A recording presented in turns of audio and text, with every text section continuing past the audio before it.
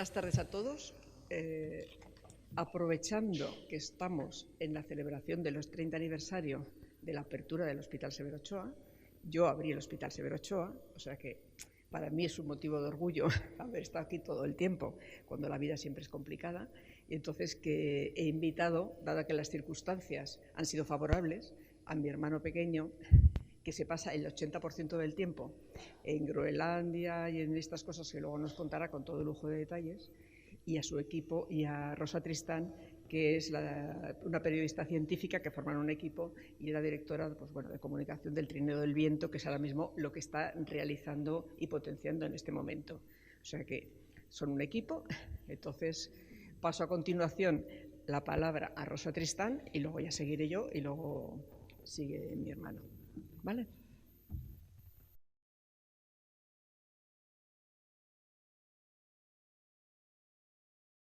Hola, buenas tardes a todos. En primer lugar, muchísimas gracias por invitarnos al equipo del Trineo de Viento a la celebración especial de este 30 aniversario, ¿no? Muy especialmente al Hospital Severo Ochoa de Leganés. La verdad es que es un lujo tener este público tan especial, ¿no? Y bueno, venía dándole vueltas en el coche y digo, bueno, a ver cómo podemos relacionar nuestro proyecto, que es un proyecto que en el fondo tiene mucho que ver con la salud del planeta, ¿no? Porque lo que trata el proyecto de Ramón, que le tengo aquí al lado precisamente, es de crear un dispositivo, una plataforma científica, que es el Trineo de Viento, que ayuda a tener un diagnóstico de lo que está pasando en nuestro planeta, ¿no? Luego él pues nos va a contar, pero yo quería hacer una pequeña introducción de lo que es nuestro proyecto, ¿no? Que es un proyecto para la exploración científica de los polos, porque hasta ahora no existe ningún vehículo que sea capaz de moverse tanto por la Antártida como por el Ártico con las posibilidades que presenta el Trineo de Viento, ¿no? Y bueno, Ramón, además, yo creo que es la persona que más ha recorrido de los territorios polares en este planeta, tanto del Ártico como de la Antártida. Un día me puse a hacer la cuenta y me salían más de 30.000 kilómetros. Yo no creo que nadie en este planeta haya recorrido tanto y lo conozca tan bien.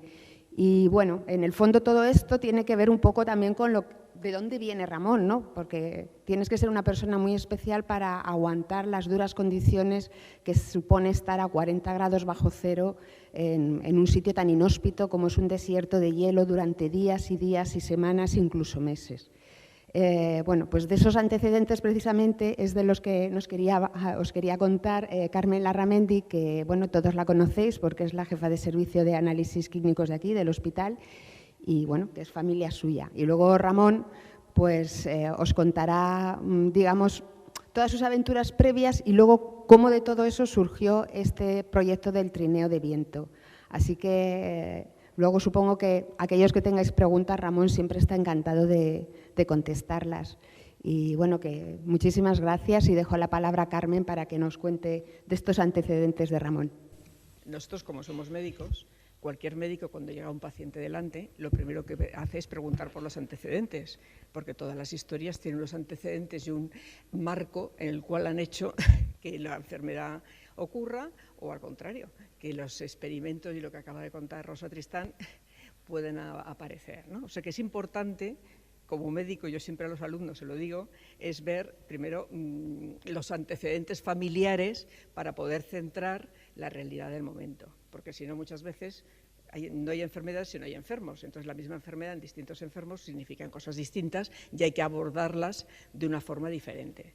Entonces, con ese planteamiento inicial, pues planteamos yo voy a hablar en este momento, además que es un momento complicado para todos nosotros, los antecedentes que han llevado a que mi hermano pequeño Ramón haya sido el explorador polar más importante del mundo. Soy su hermana mayor y lógicamente, pero es verdad, o sea que no lo digo porque además está para eso todos los internet y todas las cosas. Hoy día mentir es más complicado. Imposible no hay nada, pero en fin, es mucho más difícil. Entonces, como nosotros pertenecemos a una familia un poco atípica y en este momento que están las cosas complicadas, yo no hablaría tanto de mí si no fuera por el contexto en el cual hemos tenido siempre un estigma que por ser hijos de determinadas personas, a nosotros todo nos lo habían regalado. Entonces, por eso es el motivo que voy a incidir en unas cosas que habitualmente nunca en la vida lo hago, pero creo que en este momento es el momento oportuno de, además, una imagen vale más que 1000 palabras, o sea que no es cuestión de hablar, sino de tener imágenes concretas de hechos reales. Bueno, entonces yo soy Carmela Ramendi y voy a venderme un poco a mí misma para contextualizar. Yo hice biológicas y farmacia al mismo tiempo, aprobé la oposición de funcionaria del Instituto Nacional de la Salud, porque en aquel momento, en el año 79, era adjunto de hospital, o sea que soy funcionaria desde el año 79, que eso da una libertad que no es lo mismo que uno no ser funcionario. Y entonces, bueno, pues el periodo que trabajé en el Hospital de San Lorenzo del Escorial, que era un lujo, en el cual fui feliz, nacieron mis 2 hijas y encima estudié medicina.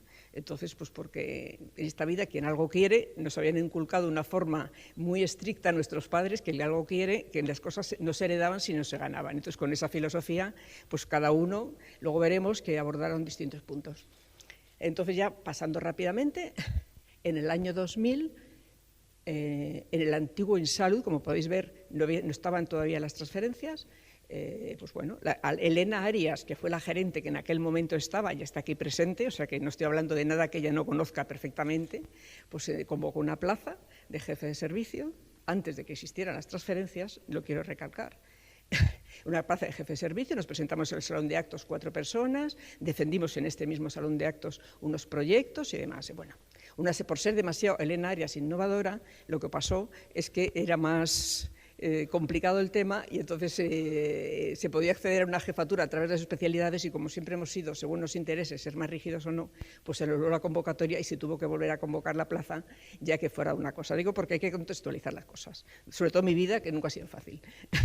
Bueno, entonces ya con estas cosas, yo soy la mayor de 9 hermanos, aquí estamos, y por eso siempre he sido mandona, porque a los 8 años, si mayor de 7 hermanos, o eres mandón o eres mandón. No hay muchas alternativas ni nadie te pregunta. Entonces, ahora ya voy a hablar de los antecedentes familiares de nuestra madre, de nuestro padre y de nuestra abuela, tanto de Ramón como mío. Él es el pequeño, que en esa foto el pobrecito no había nacido, pero en fin, era el pequeño y yo soy la mayor. Entonces, nuestra madre fue una funcionaria del Instituto Geográfico y Catastral, que nos inculcó que en esta vida lo que tú eres es lo que nadie te lo puede quitar y lo que tienes, igual que viene, se va. Entonces, con esa filosofía, ella se casó una vez que había aprobado la oposición, cuando había empezado a trabajar, cuando tenía 14 años, en el Instituto Geográfico, pues ella tenía esa obsesión toda la vida, y ahora veremos el porqué, que no se casó después de haber aprobado la oposición. Aquí, en aquel momento, tener un hijo era como el boletín oficial del Estado, iban a hacer yo, y parecía que todo era, había que pasar por el boletín, ¿no? Pero estos antecedentes, remontándonos un poquito más, ahora mismo que estamos en el tema de la igualdad y demás, que parece que no han existido mujeres que han hecho cosas importantes hace mucho tiempo. Por eso yo ahora, el papel de mi abuela materna, Dolores Gutiérrez Gorostiza, que fue la primera promoción o la segunda, yo la memoria histórica del año 25 reconozco que no la tengo tan clara, que aprobó la oposición al Ministerio de Hacienda, lo podéis ver, en el año 1925. Y entonces esa es la que nos inculcó a raíz de esas generaciones. Ella era viuda y también ya con esa viudada de militares, o sea que no es que tuviera nada más así, pues bueno. Entonces, bueno, su vida fue muy dura, muy complicada, porque las guerras civiles siempre, desgraciadamente, hacen que sea más complicado todo. Hay de todo en todos los sitios, buenos y malos en todos los sitios. Aquí no pontificamos de nada, simplemente que ella tuvo una vida muy dura y entonces, después de la posguerra lo pasó mal, pero consiguió después, porque era una persona muy honrada, conseguir que le rehabilitaran todas las cosas que se le habían quitado y entonces se jubiló a los 70 años, que eran los papeles que más le gustaban, como el puesto que había aprobado por oposición en el año 25. Entonces, bueno, eso es por parte materna, los antecedentes para luego llegar a mi hermano pequeño.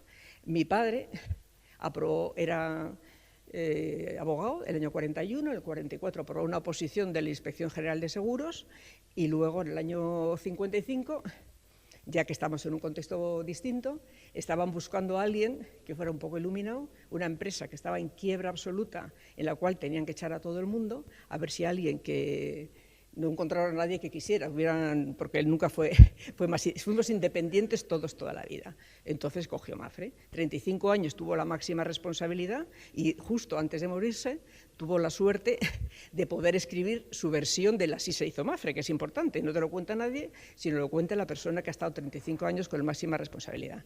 Entonces, ya pasando deprisa, el 5 de junio de 2001, al cual asistió Elena Arias también, a la presentación creamos en la Fundación Mapfre Medicina el Centro para la Investigación de la Seguridad Clínica de los Pacientes. La seguridad clínica de los pacientes en aquel momento era un tema súper novedoso y mi padre, recuerdo perfectamente que decía, se había pasado toda la vida fomentando en una compañía de seguros la prevención. Es decir, si todo el mundo se mata en una curva, lógicamente no todo el mundo es mal conductor, sino que la curva está mal trazada. Es decir, una filosofía, toda la vida son esencias de cosas que llevan luego a los puertos adecuados, ¿no?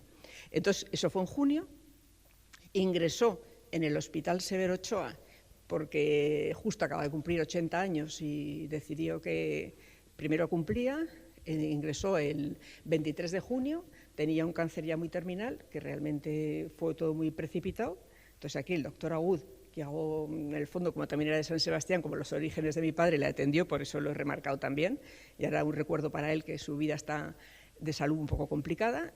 Entonces, bueno, pues aquí en ese momento se precipitaron las cosas de una forma muy importante y justo el 4 de julio, fue en un plazo de 6 meses, una amiga de mi sobrina, que estaba estudiando periodismo, le dijo que, ya que el abuelo de mi sobrina era una persona que había sido muy importante, que quería hacerle una entrevista. Mi padre se había negado toda su vida a pagar a los periódicos, por lo tanto, claro, no le hacía muchas entrevistas. Y entonces esta niña, pues realmente cogió la esencia, pues la Luján esta, pues porque era una niña que tenía 24 años.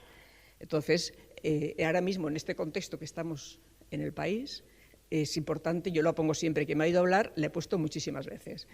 Es un modelo de muchas cosas, lo más le llama la atención es haber construido una empresa de prestigio a lo largo de 40 años con las herramientas de la doctrina social de la Iglesia, un ejemplo poco común en España. Dice que mis creencias religiosas de la fe del carbonero las he mantenido demostrando que es posible el éxito en la empresa sin pelotazos ni dependencia política ni financiera. Y luego a mi madre, que procedía de un ambiente muy distinto y unas vicisitudes había vivido muy distintas, se la había elegido a ella cuando en aquel momento su vida era complicada, en la posguerra ser hija de una viuda, pues, y encima trabajando no estaba muy bien visto. Y pues decía que estas son las cosas que dice mi mujer Lourdes, para mí, para las empresas Mapfre, ha sido siempre un don de Dios. Entonces hizo este decálogo en aquella misma entrevista, esto en el periódico, está en la misma página, pues bueno, el decálogo para el éxito que yo lo he puesto, siempre que hablo en público, lo pongo cuando hablo en nombre de Fundación Mapfre, si no hablo en nombre de Severo Ochoa, no. Entonces, pues bueno, en este momento creo que no está mal leerlo un poquito despacio. Ser ético, para decir la verdad, no hacer trampas, en fin, lo que la gente del campo sin tener estudios sabe que es lo que es ser honrado, no hace falta hacer un máster de nada. Entonces, como todo fue tan precipitado y yo le acompañé en hasta el último suspiro, y fue un hombre muy especial, entonces cuando ya estaba con la Asociación de Paliativos de la Princesa, de la Asociación Española contra el Cáncer, y ya le dijo una enfermera, que nunca se me olvidará, ¿usted sabe que se va a morir? Dijo, esta enfermera qué lista es. Y entonces, a partir de ese momento, revivió. O sea y entonces me encargó personalmente a mí que agradeciera, en cumplimiento de una de sus últimas voluntades, hacer constar por este medio su agradecimiento a cuanto médico y personal sanitario le atendieron a lo largo de su vida, pero especialmente a los pertenecientes al Hospital Severo Ochoa, 12 de octubre, paliativos de la Asociación contra el Cáncer de la Princesa y el Centro de Salud de la Gasca, que es donde él vivía, tan ejemplarmente le asistieron en su última enfermedad, es decir, hizo un reconocimiento a tanta gente anónima que realmente es la que ayuda y contribuye y que todo el mundo no tiene nombre y apellido, pero creo que una persona que había sido tan importante consideré que realmente había que cumplir su última voluntad porque hay mucha gente que realmente hace las cosas de una forma súper altruista y parece que a nadie se les reconoce. Entonces creo que era el momento que tocaba. Entonces, bueno, ya han pasado muchos años, estos somos los 9 hermanos, como podéis ver, pues somos muy variopintos. Yo soy médico, farmacéutico y biólogo, pero en fin, ya eso lo cuento ahora porque toca, pero en fin, yo digo que soy médico para no ser demasiado respecto a mis hermanos, tanto carreras demasiado. Abogado, biólogo marino mercante, ingeniero informática, médico, filólogo, y Ramón, que es el pequeño, que es el que realmente todo el mundo nos conoce en esta generación, cuando mi padre ha muerto de 17 años, es el explorador polar. O sea que por eso sabéis que cuando los niños nunca se sabe las voluntades, que es lo que luego nos va a contar. Y mira por dónde, yo que soy su hermana mayor, estaba su mujer embarazada y entonces decidió que la atendieran en el Hospital Severo Ochoa. Yo, que siempre me ha gustado las imágenes, esta foto que no había móviles, la hice yo saliendo del paritorio y durmiendo él en el suelo, ya que era polar, de la habitación del médico de guardia. Entonces, pues tiene un simbolismo importante, ¿no? Ahora mismo, el año pasado, otro hermano mío, Miguel, que es el anterior, que este es el mundo de las letras, pues justo volvió de un viaje, después de ser catedrático de la universidad, fue a México e ingresó con una sospecha de una enfermedad contagiosa, que al final no lo fue. Como está aquí el médico que le trató, que le estoy viendo de enfrente, pues bueno, al final, en lugar de un dengue, era una rubeola, pero como no existe, pues estábamos todos pensando que era eso y fue muy complicado. Entonces ya llegamos a las Navidades del 2016, que vino a hacerse Ramón unos análisis porque estaba en España en ese momento. Entonces me pidió que viniera a hacerse unos análisis porque los de Leganés son los mejores del planeta. No vaya a ser que solamente sea el trineo de mi hermano. Todos son los mejores, la más calidad, rapidez y demás. Entonces, pues aprovechándolo aquel momento, el día que los que estábamos en el laboratorio, nos hicimos una foto, pues bueno, ya que venía él, pues a todos te gusta. 30 de diciembre, laboratorio de bioquímica, los dos hermanos, con los que estábamos en aquel momento en el laboratorio, que lo mejor es el azar. Entonces también Jorge, el periodista, pues una reseña en la cual lo puso en el periódico del Hospital Severo Ochoa. Entonces yo realmente con el mundo del polo, la única relación que he tenido fue cuando en el año 93 fuimos liderados por mi madre, que como era una funcionaria, aunque luego pidió la excedencia cuando nacimos, consideraba que había cotizado el suficiente número de años para tener una pensión. Entonces, nadie decía que era posible que lo consiguiera, pero yo sabía, porque ya era hija de su madre, que éramos como muy voluntariosas, que 3 papeles justificaban que era verdad lo que decía y era justo, en las condiciones que se exigían en aquel momento. Entonces, buscando toda una serie de cosas, consiguió tener una pensión que para ella era un motivo de orgullo. Un motivo de orgullo, no el dinero, sino el ser jubilada, no pensionista, viuda de una persona. Entonces, con eso nos invitó a todos, y entonces tenemos aquí la foto, mi padre y mi madre, que luego ya un poco lo contará en más detalle, y los 9 hermanos en Valdez, liderados con la banderita española, que fuimos en no sé cuántos aviones, así un poco exóticos. Bueno, y esto es ya lo último y termino con los antecedentes. En el año 96, yo que soy la que me gusta más bucear en la prensa histórica, y en este momento creo que cuadra muy bien, mi padre publicó la ética como elemento determinante del éxito empresarial. Entonces yo subrayaba aquí, que quiero leerlo, las frases más relevantes. Decía, pasé muchos años escuchando que era tonto, porque no aprovechaba algunos beneficios que hubiesen podido conseguir y porque ponía demasiado énfasis en defender la empresa y poco en lo mío propio. Por supuesto, no tenían razón y seguía actuando con arreglo a los principios de mi familia y de mi educación religiosa y sobre todo con sentido común. En este caso reconozco sin preocuparme si era cristiano o ético. No podía actuar de otra manera. Me hubiese desequilibrado internamente y además me hubiese desprestigiado ante los que me rodeaban. Pero el resultado, en lo propio egoísta, el resultado no me ha ido mal. Ni estoy descontento, ni lo están los míos. Y en cambio, ninguno de los que me aconsejaron lo contrario han conseguido salir adelante. En muchos casos han sido ellos los tontos. Entonces seguía. En el año 62 se celebró en el Escorial la primera reunión de esta clase. Se hablaba de la necesidad de mejorar en España la actividad de las inversiones en bolsa. Me expresé como siempre y un colega, buen amigo, me dijo, oye Ignacio, si tú quieres llegar arriba en la vida de la empresa y los negocios, no repitas lo que has dicho. Él acabó siendo destituido y su empresa, que en aquel año triplicaba la mía en dimensión, perdió su independencia.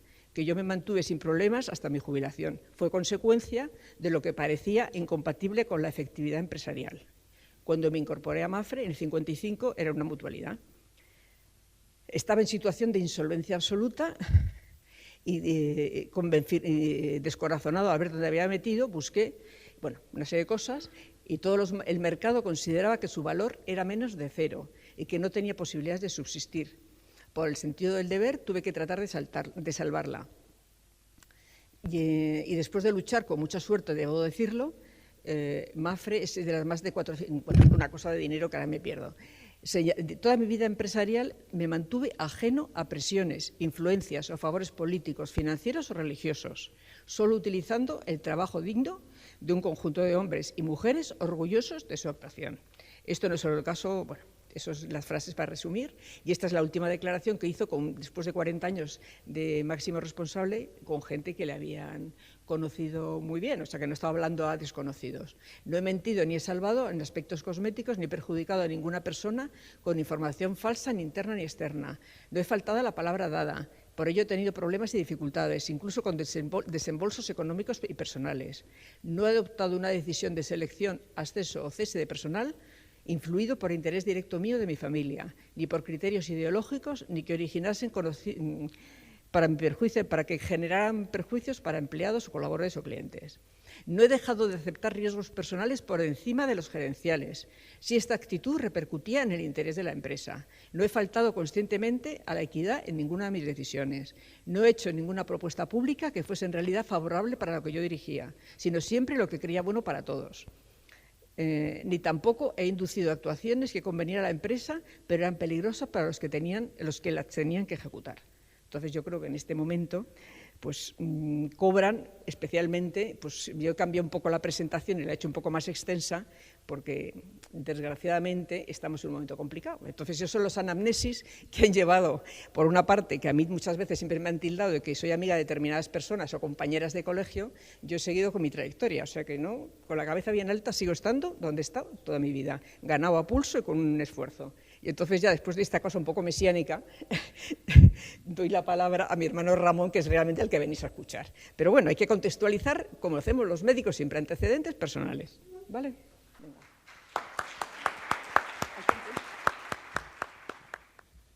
Bueno, gracias, Carmen. Realmente creo que ha sido muy emotivo esta presentación que ha hecho Carmen, porque realmente uno está tan embelesado en el presente, en el futuro, en lo que hace, que pocas veces se para a reflexionar sobre el origen, de dónde viene uno. Nadie ha aparecido aquí por arte de birlibirloque. Todos tenemos un antecedente y algunos pues tenemos unos antecedentes realmente especiales, ¿no? Como muy bien expresado Carmen, que realmente me ha emocionado su presentación. Y a la vez también me emociona estar aquí en Hospital Severo Ochoa porque tiene una vinculación muy especial con mi familia, que no solo por Carmen, evidentemente, sino porque es el lugar donde han pasado algunos de los hechos más importantes de mi vida, ¿no? El último hospital donde estuvo mi padre antes de morir y el lugar donde nació mi hijo, mi único hijo, ¿no? Que además hubo unas complicaciones en el nacimiento y que realmente fueron resueltas de un modo espectacular por los profesionales que hay aquí, ¿no? Entonces es un verdadero honor y es un verdadero placer para mí estar aquí con vosotros hoy. Yo voy a hablaros del proyecto Trineo de Viento, que antes ha hecho un pequeño bosquejo Rosa, ¿no? El proyecto Trineo de Viento es el desarrollo del primer vehículo polar movido por energías renovables para ser utilizado en la investigación científica.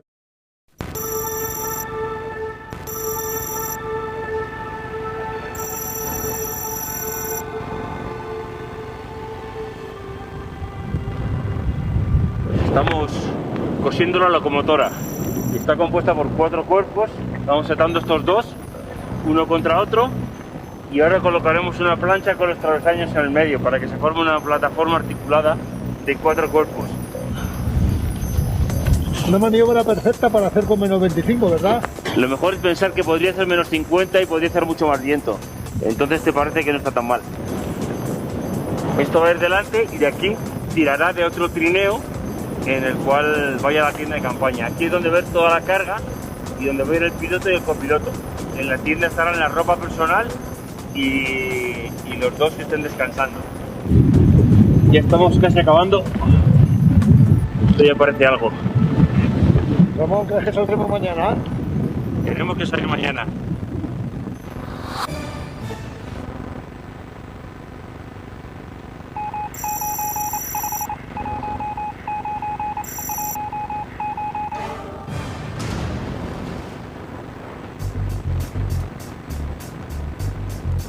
El trineo tiene 5 raíles que van unidos por unos travesaños a 90 centímetros. Es realmente imposible volcar este trineo y además a la hora de afrontar los obstáculos, los astruguis que pueden tener hasta 1 metro de altura, los absorbería y el trineo se flexaría completamente. Todo el trineo está atado con cuerda para que no haya nada rígido. De este modo todo tiende a flexar porque si hubiera algo rígido, lo más probable es que partiera. Las cajas, además de servir para guardar el equipo y el material de un modo sólido, le dan mucha estabilidad porque le arman al trineo, impiden que los travesaños puedan romperse, le da más cuerpo y más solidez. Muchas veces hay que saltar encima del trineo y hay cosas que se pueden romper. Entonces lo que va en bolsa son cosas que no se pueden romper. La locomotora va tirando mediante un sistema de cuerdas, va tirando de otro trineo donde llevamos la tienda de campaña montada. Esto que tenemos aquí es una maroma de freno, quiere decir que si vamos rápido tenemos esto enganchado al rail, lo tiramos esto a la nieve y esta maroma se queda debajo del rail, ejerce un extraordinario freno por el rozamiento que hace, ¿no? Y es uno de los sistemas que nos ayuda a frenar. El palo de esquí tiene dos funciones, una es la de sujetar la cinta de seda que nos marca la dirección del viento y la otra es proporcionarnos una sombra que nos va a decir dónde se encuentra el sol en estos momentos. Con lo cual aquí podemos ver que hay como unos 60 grados que nos tenemos que ir hacia el norte, que perfectamente con el trineo y la cometa lo podemos hacer.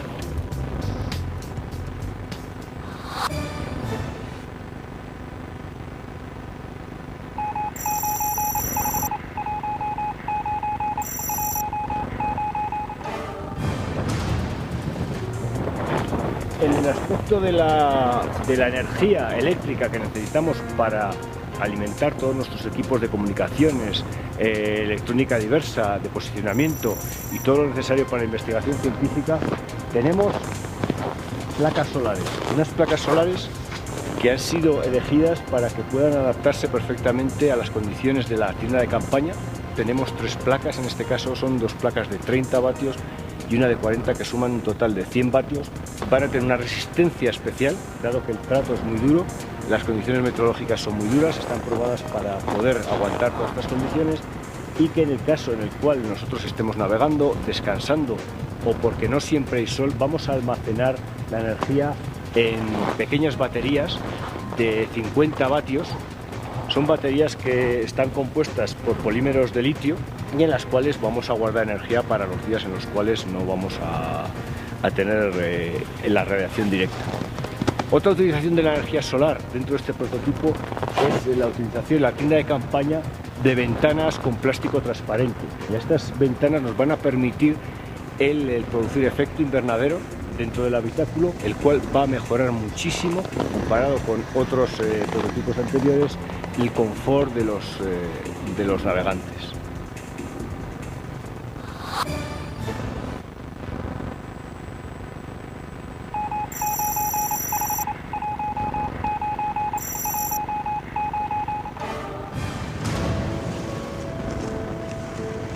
El 1 de enero de 2012, después de recorrer más de 500 kilómetros en 2 jornadas non-stop, llegamos al Polo Sur. Estamos en el Polo Sur. ¡Polo Sur! Wind ¡Power! ¡Acción a Wind Power! 2.200 kilómetros, 19 días. El científico español Carlos Pobes fue nuestro anfitrión y guía por la base Amundsen Scott. ¿Cuánta gente de la base normalmente? Ahora mismo estamos casi 250. Verano. Y en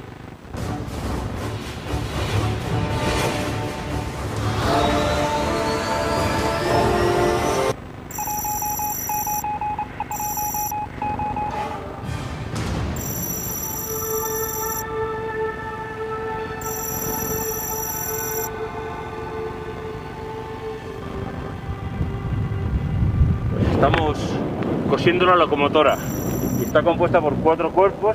Estamos setando estos 2, uno contra otro, y ahora colocaremos una plancha con los travesaños en el medio para que se forme una plataforma articulada de 4 cuerpos.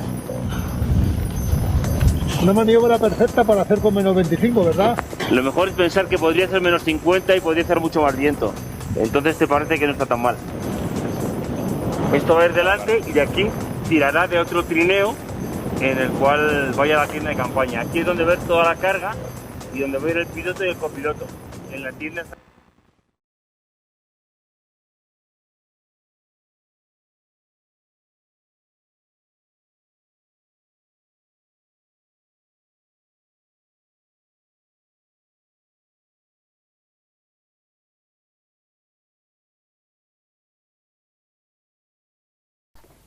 bueno, he querido empezar con unas imágenes primero para ambientar un poco el ambiente, ¿no? Para quedarse un poco helado y comprender un poco de qué es todo esto y de qué va todo, ¿no? Para entrar en materia. Pero quiero empezar la presentación propiamente dicha del trineo con esta fotografía, una fotografía tomada en 1888, que es el primer intento de utilizar el viento para mover un trineo encima de la nieve, que fue realizada por el explorador noruego Fridtjof Nansen en la primera travesía de Groenlandia. Es la primera fotografía conocida. Después de Nansen y de los exploradores de finales del siglo XIX y principios del siglo XX, nadie había conseguido resolver el cómo navegar por la superficie del hielo, por las enormes y gigantescas mares de hielo, extensiones de la Antártida y de Groenlandia. Cuando yo empecé a trabajar en el proyecto en el año 1999, hace ya 18 años, y el desafío, todo este desafío durante 18 años, es el resolver, el construir el primer velero de los desiertos polares y, por tanto, el primer vehículo movido por energías renovables capaz de desplazarse eficientemente por estas gigantescas extensiones. Pero empezaré hablando de nuevo, no donde Carmen, pero sí empezando por el principio también del desarrollo del proyecto. Y quiero empezar con esta fotografía, hace el año 1975, precisamente. Porque obviamente hasta llegar primero a una de las primeras preguntas es cómo una persona se viene a interesarse por las regiones polares viviendo en el centro de Madrid, ¿no? Parece una cosa como bastante absurda y bastante difícil, ¿no? Y realmente en mi casa había muchas cosas especiales. Una de ellas es que no teníamos televisión, porque a mi padre le regalaron una televisión en el año 1956 y en 1958 dijo, esto es un mal invento, y la regaló, porque decía que aquello no aportaba nada bueno a la familia, ¿no? O sea, que lo cual, pues, de visionario tenía bastante. Y entonces no había televisión en mi casa, había muchos libros, y yo leyendo un libro sobre los polos, es como llegué a eso, únicamente sentado en mi casa leyendo un libro de una enciclopedia, tampoco vais a pensar que era tal. Leí el libro más o menos cuando está hecha esta fotografía, es decir, alrededor de los 10 años debía tener la primera vez que cayó en mi mano, y lo leí, lo volví a releer y me parecía súper interesante, me parecía una pasada, y así durante bastante tiempo, hasta que finalmente pues me compré otro libro sobre las zonas polares, porque me parecía tan increíble, y ahí, puramente en la imaginación, en el sofá de mi casa leyendo, es como surgió la pasión, ¿no? Y un día dije, ¿por qué no construir los sueños, ¿no? ¿Por qué no apostar por intentar hacer los sueños realidad, aunque parecen totalmente... parece una cosa absurda, ¿no? En su momento puede parecer una cosa totalmente absurda. Y así fue como realmente surgió en mí. Yo aquí es una fotografía tomada en los Scouts. Mis padres no eran nada deportistas, ni mi padre ni mi madre no iban a la montaña, no les interesaba absolutamente, estaban haciendo otras cosas, pero no eran montañeros ni eran gente activa, ¿no? Pero bueno, a mí me interesó ir a los Scouts, y a partir de ahí pues surgió la afición por ir a la montaña, por ir a la Pedriza, por ir a la Sierra de Madrid, a escalar, a experimentar la naturaleza, ¿no? En estado pues lo más puro que era viviendo aquí en Madrid, que es la Sierra de Madrid, ¿no? Y así fue como empezó todo, ¿no? Y con sueños de hacer algo increíble como era ir al polo, que a mí me parecía pues una cosa medio imposible, ¿no? Pero que me animó a hacer cosas, a moverme, a superarme, ¿no? De alguna manera. Y en el año 1985, pues con 2 amigos fuimos a hacer una gran expedición, un gran desafío para nosotros, que era atravesar los Pirineos esquiando en invierno, de una costa a la otra, del Atlántico al Mediterráneo. Y aquí estamos justo cuando estamos empezando esta travesía que realizamos los 3 amigos a los 19 años, ¿no? Después de eso tuvimos la oportunidad... se presentaba en España, había un concurso de radio, no os acordaréis nadie aquí, de Nescafé, Antena 3, se llamaba Tu aventura vale 1 millón. Entonces, pues mi cuñada me dijo, mira, a ti que te gustan tanto estas cosas, hay un concurso de radio, ¿por qué no te presentas? Y eso, bueno, no sé, pues venga, pues escribí una cara de folio en una tarde, lo enviamos y ganamos el concurso, los amigos de este premio, Tu aventura vale 1 millón, Nescafé Antena 3 en el año 1986, y así fue como realmente pude realizar mi primer viaje a Groenlandia, que era un enorme desafío, y fue tremendamente difícil de preparar porque no había información, no había internet, no había habido ningún español que hubiera cruzado Groenlandia, y fue realmente complejo. El equipamiento que llevamos era totalmente malísimo, era horrible, pero bueno, intentamos planearlo lo mejor posible, estudiarlo lo más que podíamos las condiciones, para poder culminar con éxito. Estoy igualito que ahora. Y entonces, bueno, pues así partió esta expedición, en la cual, intentando utilizar pues la lógica, el sentido común, porque no teníamos realmente referentes a quien investigar, partimos para realizar esta primera expedición española a pie a través del casquete por de Groenlandia. Si veis ahí lo que estoy haciendo, estoy yo tumbado en el suelo, estoy manejando el sextante, es decir, no existía el GPS, no existía el teléfono satélite, era realmente estaba con un sextante con un horizonte artificial, que es la manera que hacían antiguamente para navegar los barcos, ¿no? Y así fue la primera expedición. Obviamente lo primero que aprendí es la tremenda dureza del medio. El Ártico realmente es un medio hostil, y hay una serie de normas pues, que hay que aprender. La primera es que tú estás solo ahí y tienes que apañarte por ti mismo, tienes que realmente estar despierto en todo, y los errores se pagan, y se pagan tremendamente caros. Normalmente pues con la muerte se pueden pagar, ¿no? En este viaje tuve mis primeras congelaciones en la cara, que veis ahí, unas congelaciones por un momento de descuido ante las temperaturas tan extremas que hacía, y que realmente fueron un problema que no llegó a mayor, pero que fueron realmente un toque de atención del cuidado que hay que tener y la frágil línea que hay entre la vida y la muerte cuando uno está solo en el Ártico, sin posibilidad de que te apoyen, no tienes un teletrineo que te llama, oiga, que me traigas un bocata que me hace falta, ¿no? O sea, lo que te has equivocado, tú tienes que resolverlo, no va a haber ayuda exterior. A la vuelta de ese viaje conocimos a un danés, que es ese hombre que he mostrado ahí, un tío muy simpático, y nos dijo, habéis estado en el interior, pero no conocéis Groenlandia, yo os invito a mi casa, si venís otro año más, si queréis venir a Groenlandia, os invito a que vengáis al pueblo donde yo estoy, que está la gente viajando con trineo de perros, y os enteraréis de qué va este país tan fascinante, que es los esquimales, el trineo de perros, la caza tradicional, un mundo pues, de fantasía que a mí realmente el que me había fascinado, ¿no? Porque el interior de Groenlandia es un desierto helado donde realmente no hay nada, es la nada más absoluta, es un mar de hielo en el cual estás totalmente solo. Entonces así realizamos un viaje de toma de contacto a casa de este amigo danés, y de ahí surgió la idea de realizar un grandísimo proyecto, que es el que antes ha puesto Carmen una fotografía, que era realmente el proyecto más importante que yo he cometido en mi vida de expedición, que era la expedición circumpolar, realizar un enorme viaje de Groenlandia hasta Alaska en trineo de perros y en kayak. Estamos en el año 1990-92 y realmente aquí estamos los 4 compañeros, teníamos 19, yo tenía 24 años a la hora de emprender este proyecto, en que íbamos a estar durante 3 años viajando, sin volver nunca, aprendiendo los medios tradicionales, viajando 14.000 kilómetros por el Ártico. 3 años continuados, pasando las noches polares y los días eternos por terreno desconocido, donde no había información, como digo, no había internet, era realmente otra época totalmente diferente, ¿no? Y de nuevo aquí, ante el impulso de acometer esto que he de referirme otra vez a mi familia y a mi padre inevitablemente, y a mi madre muy especialmente, ¿no?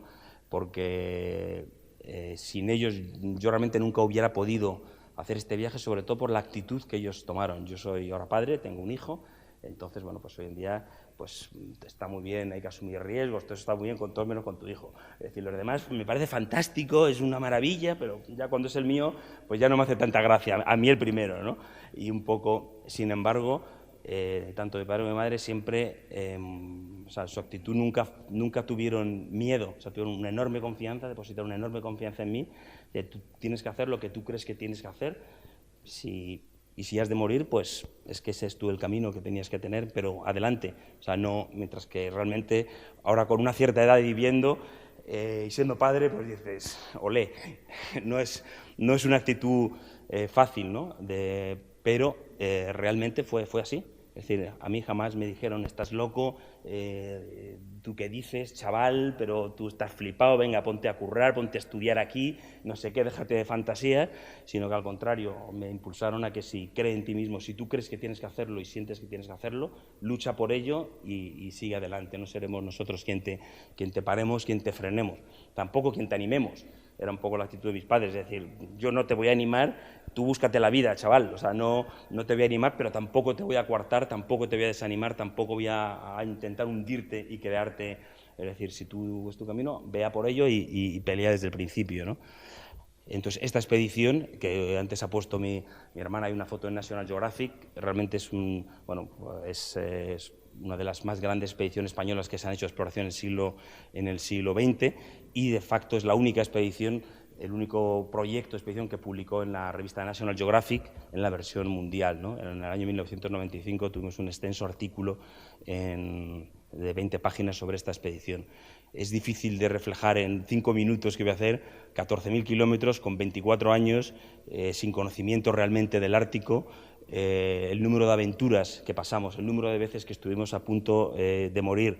Yo siempre, para hacer un pequeño ejemplo, solamente contaré algunas anécdotas de los 7 primeros días de los 3 años de viaje que tuvimos. Llegamos allí a Groenlandia, compramos perros, pues a un tío le compramos 7 perros, porque claro, no hay vamos a ir a una instrucción de trineo de perros, pues no. O sea, tú compras 7 perros y búscate la vida, aprende como puedas, ¿no? Viendo lo que haces. Entonces salimos con Rafa, compramos 7 perros que no teníamos ni idea, por supuesto, de cómo hacerlo, y salimos un poco al hielo, un poco de experiencia teníamos con el frío, y salimos ahí, mira, vamos a ir con los perros, para un lado, para otro, no nos hacían ni caso, en fin, todo tipo de problemas, y de repente, cuando estamos a 15 kilómetros fuera, o 20, el tiempo cambió de golpe, montó una ventisca, el viento sopló, se borraron las huellas, y habíamos salido de día, una excursión de día, como si subiese una montaña, y no íbamos casi preparadas, y salimos un rato y volvemos, y de repente nos encontramos con lo opuesto, perdidos en medio de una ventisca a 20 grados bajo cero y nuestras huellas borradas. Y como en la proximidad del polo magnético, la brújula no tenía no funcionaba especialmente bien.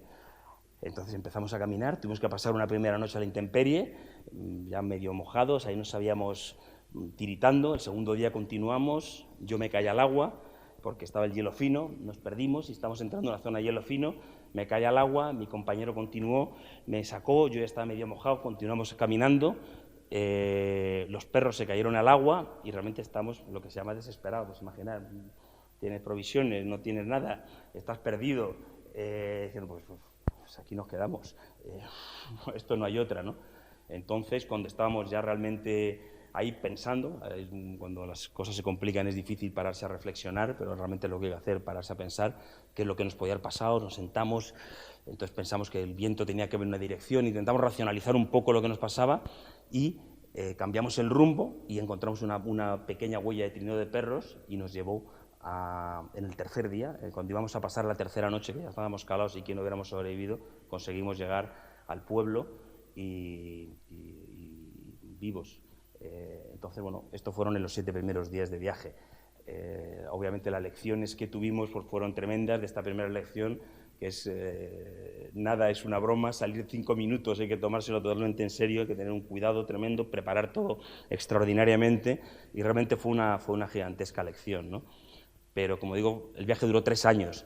En 14.000 kilómetros nos pasaron todo tipo de cosas y yo siempre digo, si solamente hubiera estado el primer mes tendría muchísimas anécdotas que contar, pero es que en 3 años no da para contar tantas anécdotas. Una vez que conseguimos sobrevivir, todas las dificultades que nos pasaron, todos los peligros, todo tipo de situaciones nuevas, ¿no? Teníamos 24 años, ¿no? Cuando yo partí, volví con 27 y mi compañero de ahí tenía 21 años cuando empezó. O sea, realmente éramos muy, muy jóvenes. Y yo siempre lo digo, era el límite para acometer este proyecto, porque mucho más adelante el impulso necesario y la energía necesaria tan absolutamente enorme que hace falta, pues no estoy seguro que lo hubiera tenido 5 años más tarde, a los 30 años, ya no digo a los 40, por supuesto, que hubiera sido totalmente imposible de realizar, ¿no? Y este viaje, pues bueno, es la experiencia más importante realmente de mi vida como expedicionario, donde he hecho todos los grandes aprendizajes. Entre ellos mucho, aquí me veis hablando con un groenlandés, yo aprendí el idioma esquimal, hablo fluidamente el idioma de Groenlandia, y tuve la oportunidad, que en el momento no me he dado cuenta, de conocer a la última generación de cazadores inuits, los últimos cazadores, tal y como os imagináis de las películas, ¿no? Con el trineo de perros, cazando, con muchas partes con los arpones, con los trajes de pieles. Ese mundo, que es un mundo en extinción, porque el mundo moderno pues, no es incompatible con la caza tradicional, están desapareciendo en todo el mundo las culturas tradicionales. Es un tema que se habla poco, pero que es así, que de hecho es una de las cosas que define el momento histórico, el momento actual, ¿no?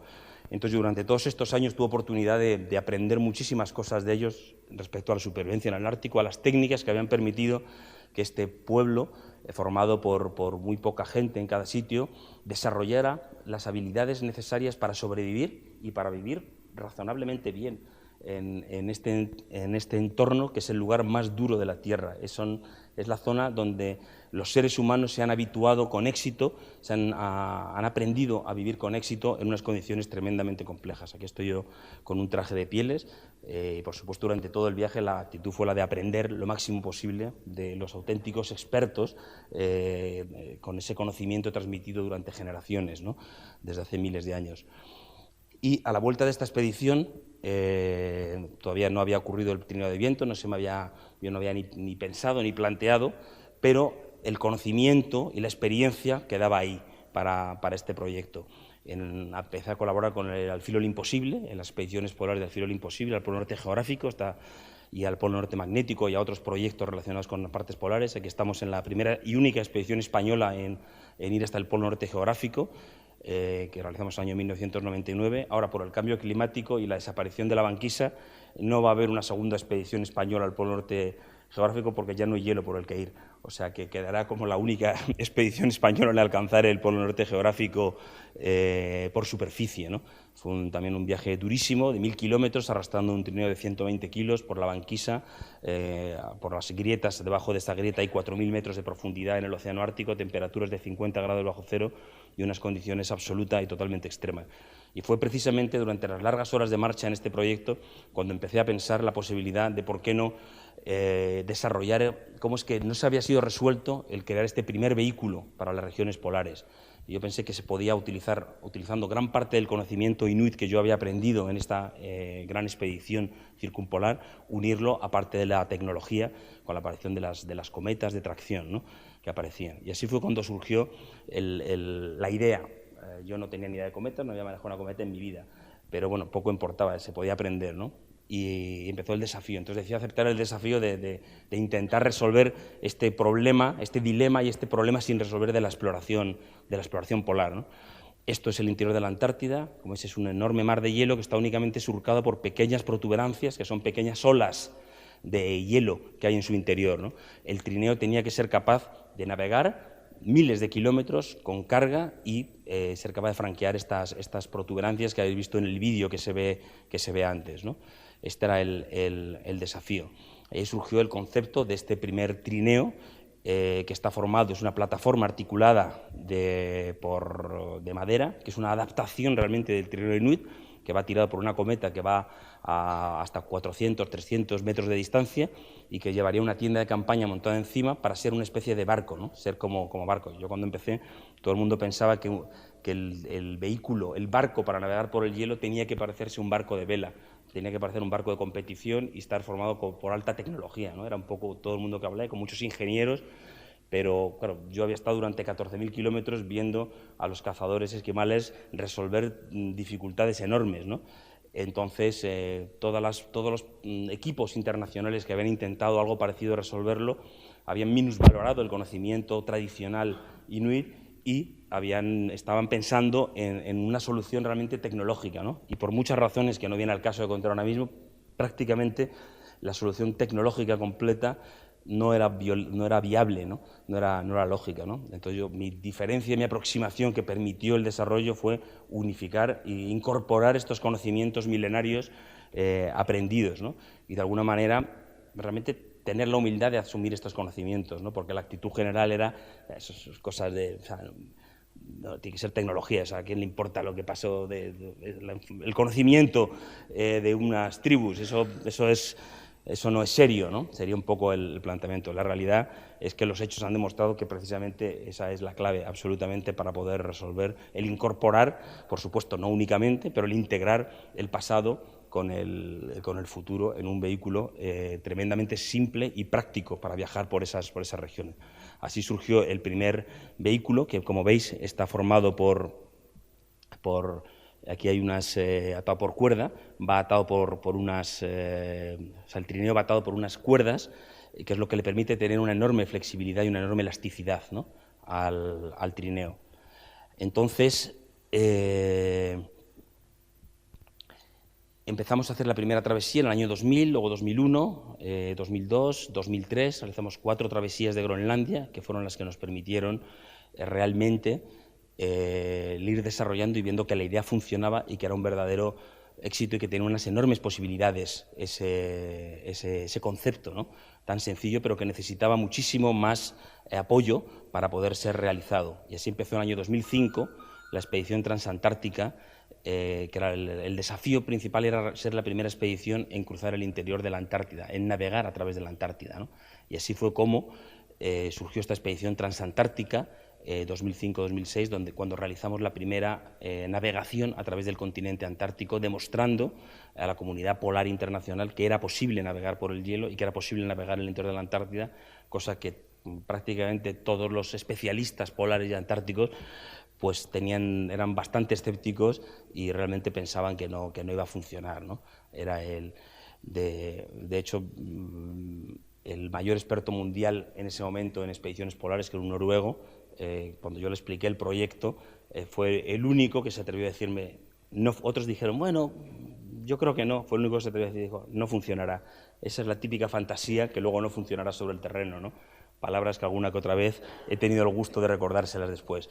Entonces, y aquí, bueno, estas son las olas, como veis, las olas de hielo que podéis ver, ¿no?, que tenían que surcar realmente este trineo tan sencillo, ¿no?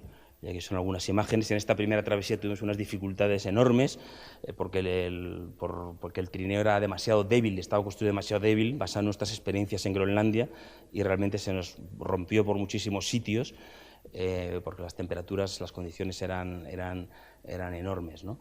El equipo formado en esta expedición está formado por Ignacio Oficialdegui y por Juan Maviu. Está formado por 2 compañeros que no tenían mucha experiencia polar, pero cuando uno va a hacer una expedición polar, haré un inciso, una de las preguntas que me hace mucha gente y que es una de las mayores curiosidades es ¿con quién te vas a una expedición en unas condiciones tremendas de 60, 80 días en que vas a tener que estar conviviendo en todo y pasando unas situaciones de estrés y de peligro completa, ¿no? Yo siempre... Hay gente que dice, tú cogerás a la persona más experimentada, al explorador más experimentado, más especializado, y yo siempre digo, la única criterio para seleccionar a mis compañeros de selección es cuál es su actitud ante la vida, su actitud ante la adversidad, su actitud ante las dificultades. Cuando uno está a 50 grados bajo cero, que se dice fácil, y empiezan a tener todo tipo de problemas, en ese viaje el primer trineo se nos rompió, íbamos a recorrer 4.500 kilómetros, se rompió cuando llevamos 400 kilómetros, porque vimos que la madera no la teníamos suficientemente fuerte, porque he explicado antes, en Groenlandia las condiciones son más fáciles y no pensamos que iba a ser tan difícil el interior de la Antártida, ¿no? Entonces teníamos que estar reparando el trineo constantemente. Reparar significa estar trabajando en el exterior a 50 grados bajo cero con viento y a veces con las manos prácticamente sin guantes, porque necesitas hacer pequeños nudos, ¿no? Necesitas hacer pequeños trabajos. Entonces, ante la verdadera dificultad y con la presión enorme, lo más importante es la actitud, ¿no? Y yo siempre lo digo, prefiero 100 veces antes de ir a una expedición una persona con una aptitud suficiente, pero con una actitud extraordinaria, que una persona con una actitud mala y con una aptitud extraordinaria, por supuesto, ¿no? Y de hecho, la clave del éxito de esta expedición, y realmente en todas las expediciones ha sido esa, ¿no? Tener la actitud, o con los compañeros, la actitud suficiente. Cuanta más actitud, por supuesto que mejor, es obvio, es evidente, pero ante la adversidad extrema, el cómo nos comportamos es fundamental, ¿no? Y en este caso, mis 2 compañeros, yo tengo una agencia, Tierras Polares de Viajes, a los 2 le conocí porque viajaron con mi agencia, cosa que nadie se puede creer, pero les conocí en viajes como clientes, pero me impresionó tanto la actitud con pequeñas dificultades, pero las pequeñas dificultades a veces te sirven para extrapolar a grandes dificultades, ¿no? Porque como uno reacciona ante una pequeña dificultad, puede ser la manera en que uno reacciona ante una gran dificultad, y por situaciones que no vienen al caso, me impresionó tanto la manera de afrontar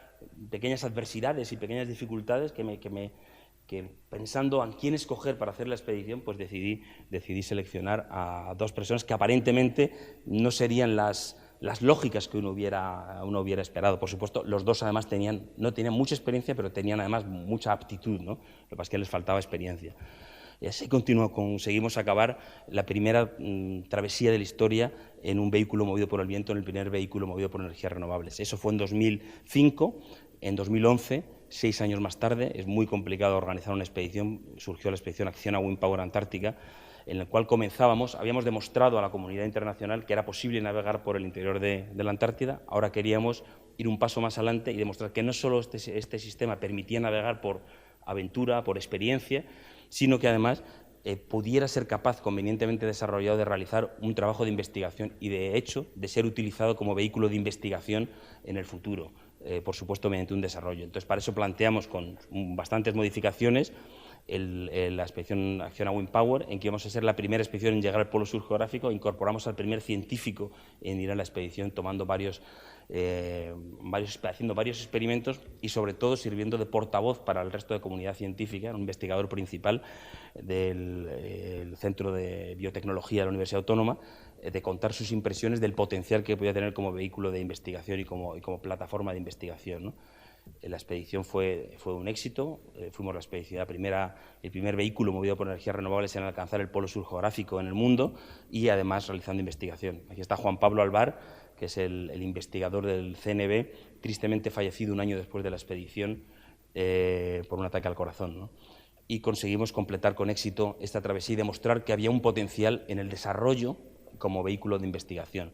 Pero eso no era suficiente. En 2014 planteamos un nuevo desafío, que era realizar la circunnavegación de Groenlandia y seguir desarrollando el trineo para que pudiera tener más carga, transportar más gente y más capacidad de carga. Para realizar un sistema de investigación o una investigación seria, el otro era demasiado ligero. Tenía que ser capaz de llevar al menos 6 personas a bordo y transportar unos 2.500 kilos de carga. Entonces, ese era el desafío, conseguir resolver esas dificultades técnicas en su desarrollo. Y así surgió un vehículo que ya veis es más grande.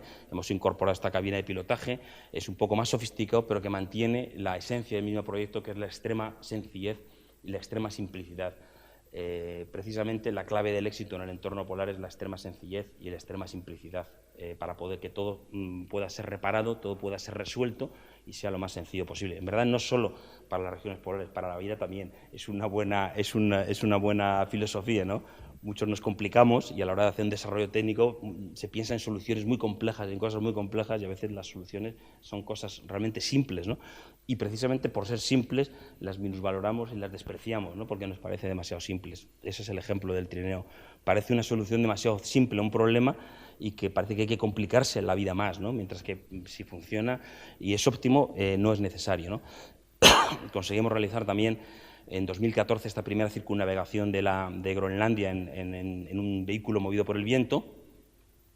Y, como veis, eso ya tiene 9 metros, llevamos 5 personas, transportamos más de 1.500 kilos de cargo y, de nuevo, conseguimos culminar con éxito este nuevo desafío, y también realizamos nuevos programas de investigación, ¿no? Y así llegamos a 2016, el año pasado, a la expedición Cumbre de Hielo, en la cual, de nuevo, ampliamos el tamaño del trineo. Este mide 12 metros, transporta 6 personas, lleva más de 2.000 kilos de carga, y realmente, pues, se va perfilando el potencial y la forma que tiene como vehículo de investigación. Después de esta última expedición, en breve vamos a acometer otra, en breve, prácticamente en 10 días, otro nuevo proyecto. Pudimos hacer una presentación en Cambridge. En Cambridge está el Scott Polar Institute, que es el centro más importante de investigación antártica mundial, ¿no? Entonces, presentamos el proyecto de la posibilidad de que este trineo sea presentado como plataforma móvil de investigación polar en el futuro, y queríamos tener las impresiones de realmente, pues, los mayores expertos en el mundo, científicos especialistas en Antártida, no en cualquier otro tema. Antárticos puros, que hay muy poca gente en el mundo porque es un tema extremadamente especializado, ¿no?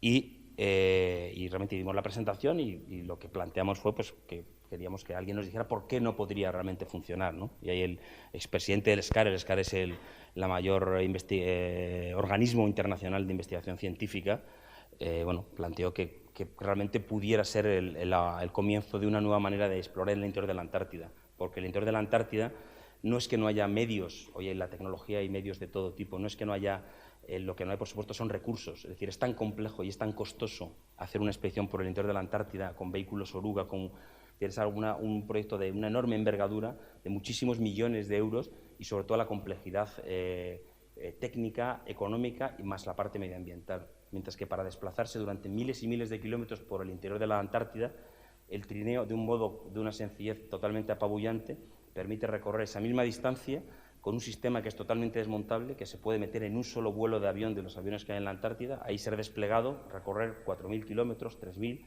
5.000, realizando la toma de muestras y volver a ser recuperado, ¿no? Entonces, el costo es infinitamente menor, ecológicamente, por supuesto, ni qué vamos a hablar, y logísticamente simple. Lo que ocurre en la investigación antártica, en particular, es que la logística es tan compleja que el 95% de los recursos se gastan en la propia logística, porque hay que tener una base, hay que tener un barco oceanográfico, hay que tener enormes recursos logísticos que sean capaces de dar soporte a esos investigadores. Mientras que aquí lo que se plantea es decir, desaparece todo eso. Vamos, una plataforma de una extrema sencillez en el cual es mucho más sencillo y es mucho más fácil y sobre todo es mucho más práctico, ¿no? Acabado esta última presentación y esta última expedición, planteamos en el momento en que estamos ahora mismo, ¿no? Es decir, que ya hemos demostrado que se puede realizar investigación científica y este proyecto pues, ha sido mostrado a las autoridades secretarias de Estado de Investigación Científica en España y los máximos representantes de la investigación del Comité Polar Español, además de la parte internacional, ¿no? España en la actualidad tiene 4 infraestructuras antárticas que le permiten realizar investigación. Está el barco oceanográfico Hespérides, que a lo mejor a alguno de vosotros os suena de haberlo oído alguna vez. Está la base Juan Carlos I, está la base Gabriel de Castilla, que es otra pequeña base que está muy cerca, y luego está el campamento Bayers, que es un campamento de tiendas de campaña, ¿no? Estas son las infraestructuras españolas que hacen una misión importante en el interior de la Antártida. Entonces, el planteamiento realizado es el que el Trineo de Viento se incorpore al Programa Antártico Nacional y que es lo que está en debate ahora mismo como una nueva infraestructura más, exactamente al mismo nivel que las otras, ¿no? Y que obviamente este proyecto que España tiene la oportunidad de desarrollar un programa nacional de investigación en la zona más inaccesible del continente, ¿no? Aquí veis el mapa de la Antártida, y no solo en la Antártida, sino en Groenlandia. Aquí veis donde pone BAE, que hay 2 puntitos, ahí es donde están las bases antárticas españolas, ¿no? El Trineo de Viento permite realmente para que os hagáis una idea del punto de vista de costos, España tiene que enviar el buque oceanográfico Hespérides a la Antártida. Un programa anual, el cálculo de un programa anual de investigación en la zona más remota de la Antártida, porque es la zona más compleja, que es la que permitiría ser desarrollada la investigación con el Trineo de Viento, es decir, no está en un solo punto, no en el punto más cercano a Sudamérica, sino realmente en una zona extremadamente difícil. El programa anual costaría 1/3 del costo del combustible solo del buque oceanográfico Hespérides, de lo que tarda en una campaña de ir hasta la Antártida y volver. Es decir, que la escala en la que estamos hablando no es escala posible. Es decir, eso no estando en la zona menos compleja de la Antártida, sino al contrario, estando en la zona en que incluso pues, los americanos, los rusos, los pesos pesados internacionales en investigación prácticamente no van, no porque no puedan, sino porque los costos son tan grandes y los presupuestos pues, son menguantes aquí y en todos lados, ¿no? Especialmente en investigación, que prácticamente no se hacen tareas de investigación ahí por puro tema de recursos, ¿no? Entonces, esta es una solución para que realmente se pueda aplicar, ¿no? Y eso es realmente en el estado actual. Y no solamente en Groenlandia, sino también en el Ártico, en el interior no solamente en la Antártida, sino en el interior de Groenlandia, que es donde España no realiza ahora mismo investigación, pero donde podría realmente realizarla, ¿no? También habría las posibilidades, ¿no? Y, por supuesto, esto no es solamente que España pueda hacerlo como país España, sino que es una plataforma, un sistema internacional, porque al final, si tú puedes hacer una cosa por 1/10 del costo que lo puedes hacer de otro sistema, pues obviamente lo lógico es hacerlo de esa manera. Además, desde el punto de vista medioambiental, como sabéis, el drama del cambio climático, que es una amenaza que los que estamos en Groenlandia pues somos mucho más conscientes porque es mucho más visible ópticamente el incremento de las temperaturas. Antes se ha hablado del Polo Norte geográfico, que hice la expedición al Polo Norte, que ya no va a poder ser repetida, y realmente los cambios están siendo sorprendentemente rápidos, ¿no? Evidentemente ahí se ven primero, pero luego llegarán aquí. Bueno, aquí también lo estamos viendo de alguna manera, ¿no? En el Polo Norte geográfico, que habéis visto esas fotografías, pues pudiera ser que se habla ya de que puede ser que en 4 o en 5 años, en el verano, pueda no haber hielo, ¿no? Por primera vez. Y eso tiene un montón de repercusiones porque aceleraría propiamente el calentamiento. Este año, por ejemplo, ha estado durante prácticamente todos los meses de invierno, las temperaturas medias en el océano Ártico han sido 20 grados superiores a las de otros años, a la media de otros años, ¿no? O sea que están pasando muchas cosas en en el Ártico y realmente necesitan un gran conocimiento de qué es lo que está pasando para comprenderlo verdaderamente, ¿no? Y es ahí donde todos estos datos pueden ser tomados, ¿no? Y bueno, yo quería acabar mi presentación.